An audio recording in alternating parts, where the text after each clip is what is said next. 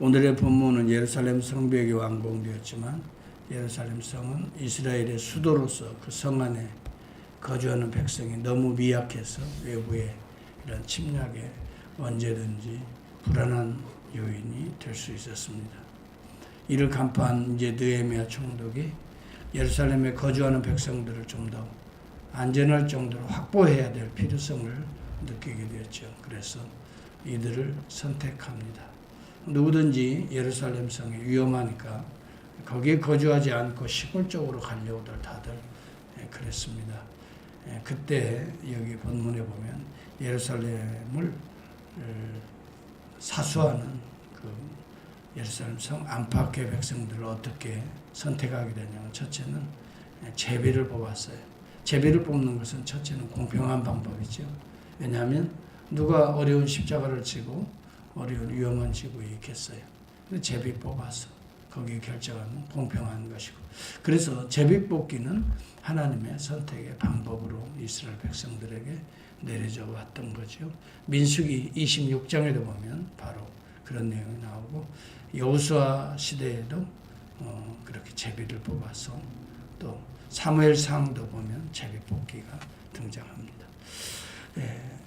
그렇게 해서 선택된 자들이 이제 예루살렘에 거하는데, 특별히 그렇게 해서 선택된 자들은 하나님의 기업을 얻을 수 있는 특권을 누리게 된 겁니다. 특별히 그들의 기업을 제비 뽑아 나누었다. 민수기 26장에도 보면, 그래서 기업은 하나님이 정해주는 것이다. 예루살렘에 거하는 사람들도 하나님이 정해주시는 것이다. 자기가 임으로 선택하지 않도록, 또 임으로 피하지 않도록.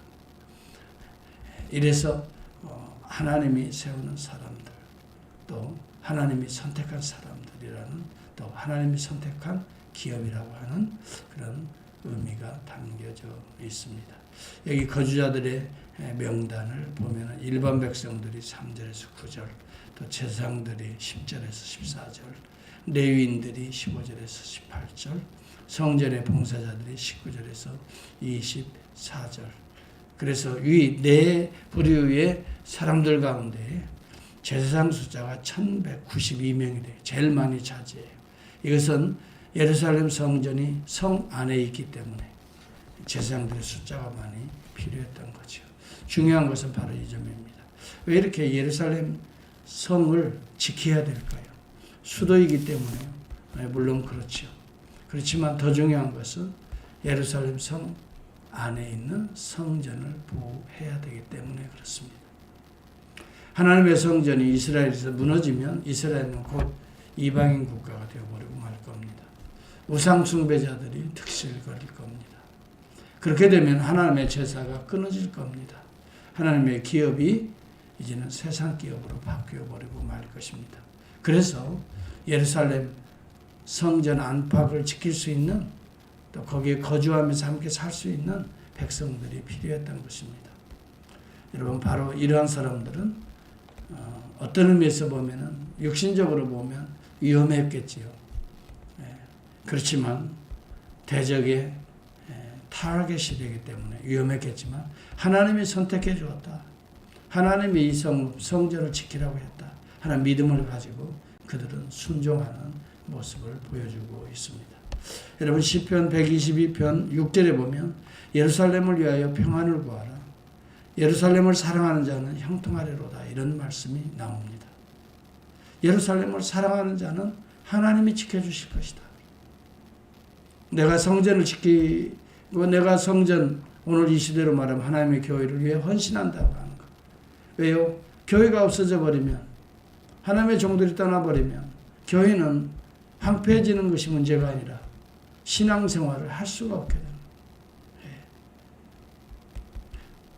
그리고 교회가 든든히 서지 아니하면 우리의 영적인, 다시 말하면 영적인 성장이나 성숙을 이룰 수 있는 기회가 없어지는 것이죠. 그래서 어떻게든 우리는 교회를 지키고 복음을 지키고 또 나아가 하나님의 종들을 지켜내야 되는 것이죠. 여러분, 예루살렘을 사랑하는 자는 형통하리로다. 예루살렘은 하나님의 성전을 사랑하는, 오늘 시대의 교회를, 곧 그리스도의 몸된 교회를 그리스도를 사랑하는 거고 그 주님을 사랑하는 거예요. 그래서 여기 오늘 본문에 있는 사람들은 바로 어떤 의미에서 보면 예루살렘을 사랑하는 자가 되었던 것입니다. 그래서 자기들의 위험을 무릅쓰고 제비 뽑힌 자들과 그 다음에 여기 본문에 보면 자원하는 자들이 등장합니다. 자원하는 자들. 이런 어려운 현실의 모습을 보고 내가 예루살렘을 지키겠어.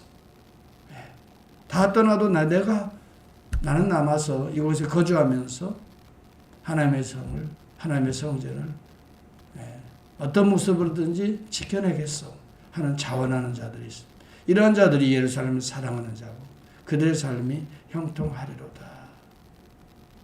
그런데 여러분, 이 예루살렘 성전은 AD 70년에 로마에 의해 비참히 무너져버리고 맙니다. 하나님의 성을 인간들이 지켜낼 수가 없었습니다. 왜 그럴까요? 부패한 인간은 하나님의 성을 지킬 수 있는 능력이 그들에게는 없었기 때문입니다. 그래서 여러분, 이스라엘이 지키려고 했었던 성전은 실질적으로는 무너져버리고 하나님의 참 성전이 이 땅에 내려오십니다. 그분이 예수 그리스도입니다. 예수 그리스도는 하나님의 몸으로 이 땅에 오신 분이십니다.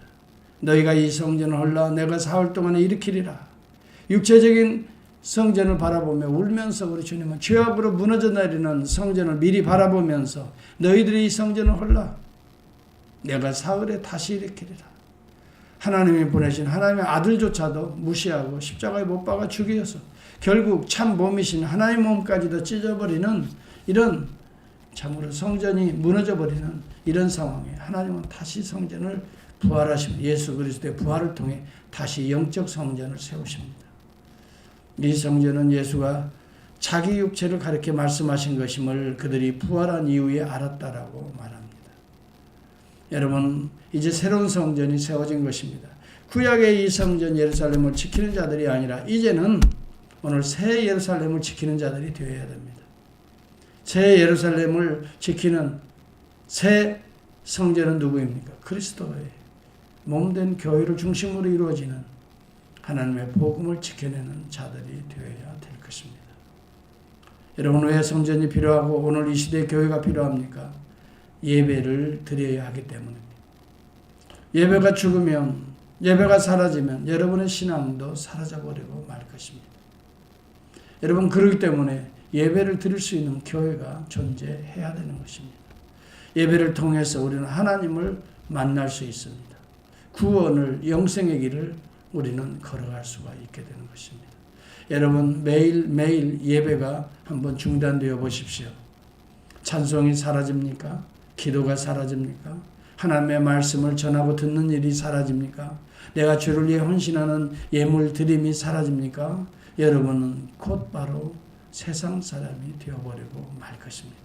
기독교의 역사라고 하는 것은 예배를 중심적으로, 교회의 예배를 중심적으로 여러분 이어져 내려왔다는 걸 기억하십시오.